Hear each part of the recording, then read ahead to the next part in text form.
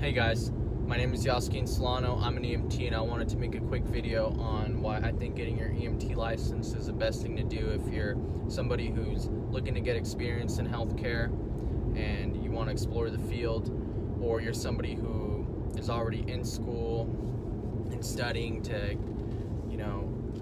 do something in healthcare, but you want some relevant experience or you need experience for the program you're applying to. Getting your EMT license is the best thing. So a little bit about me. I'm 24. When I first started college after high school, I wanted to be an accountant, so I did a lot of econ, math, and general education coursework, and I didn't end up finishing that, and I didn't transfer to university to finish because I didn't want to, it just wasn't for me. So I took about a 1.5 year break, and then I focused on martial arts, and then I went back to school. I knew somebody who got an EMT license, and they told me they were really happy about the knowledge base it gave them to take care of themselves and their loved ones should they need to. At its very basic, EMT teaches basic life support, so take that for what it is.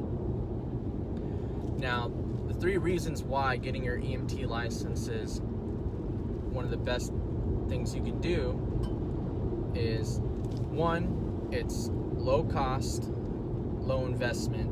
It costs about $1,000 give or take on the program you're doing. You can do it in as little as 4 months or sooner if you want to do a more intensive, quick pace program. And you can work on an ambulance or an emergency department after you get your license.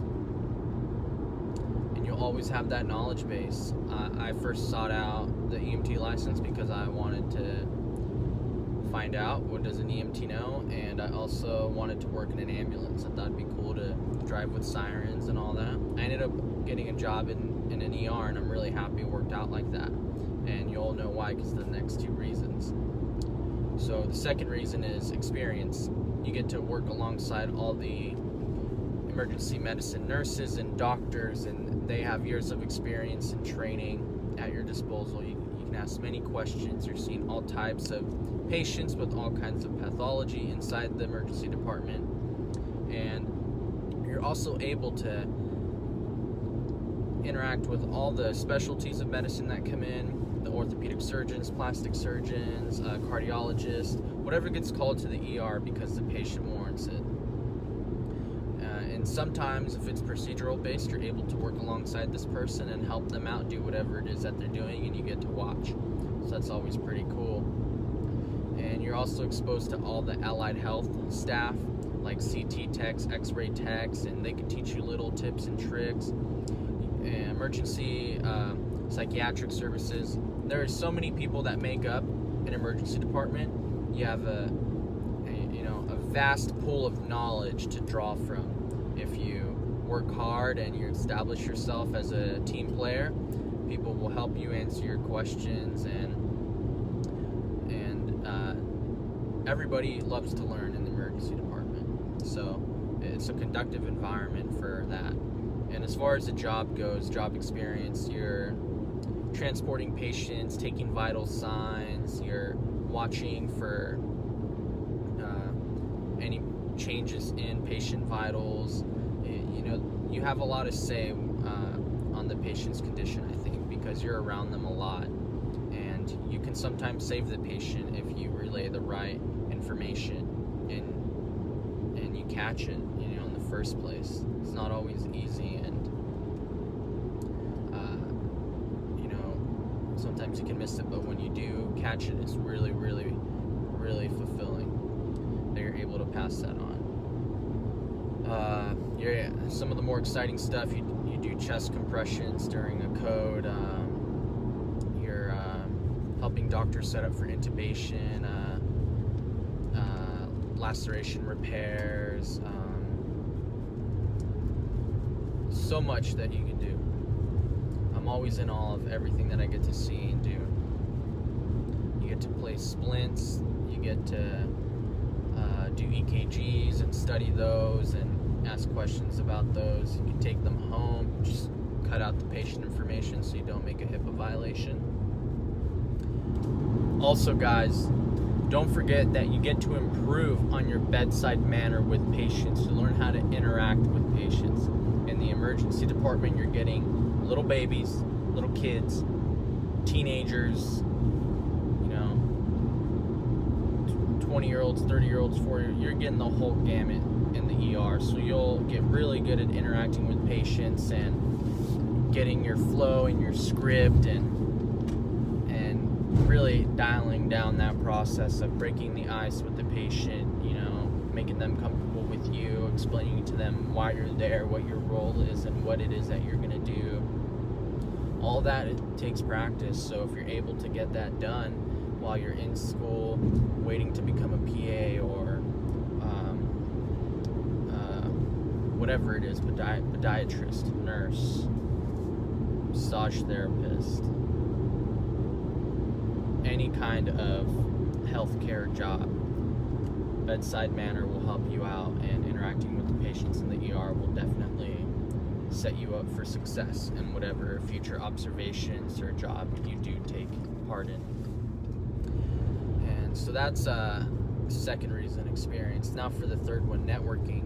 You're going to be exposed to all these people who are either in their career or looking to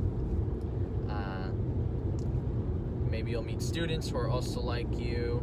Point is, you get to meet a lot of people who love medicine and who are either looking to get into it or working in it. So you might meet somebody you can shadow. You might develop a new interest and want to meet this other person who does this thing at the hospital. Yeah, there's a huge variance in what could happen when it comes to networking.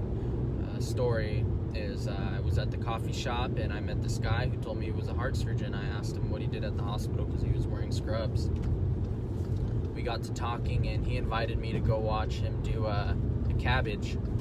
So I got to see him and two other surgeons crack a man's chest and harvest the saphenous vein and put it on the heart. It was cool to watch,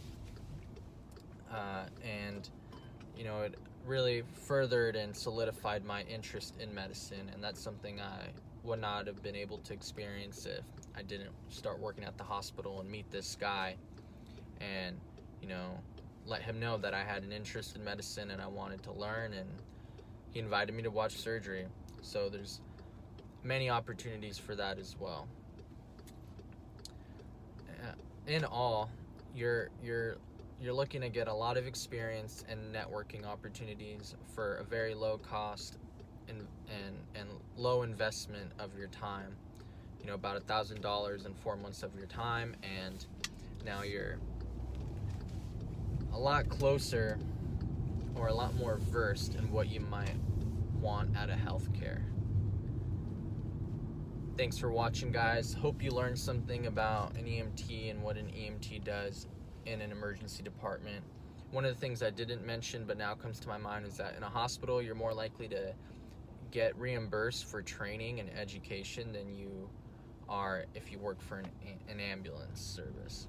So something to keep in mind as you think about whether you want to work on an ambulance or in an emergency department. And getting my EMT license has been a huge blessing to my life. It's worked out for me, and I made this video because I really just want to pay the blessing forward. And if you're even mildly interested, go ahead and check it out. Look up your local EMT program, see what the college says about it, find out what the time commitment is, and maybe even volunteer at your hospital in the emergency department and ask what the emergency department technician does there. How much do they get to do? How much do they get to see? Something to look into. Comment, like, subscribe, all those things, guys. Thank you so much for watching.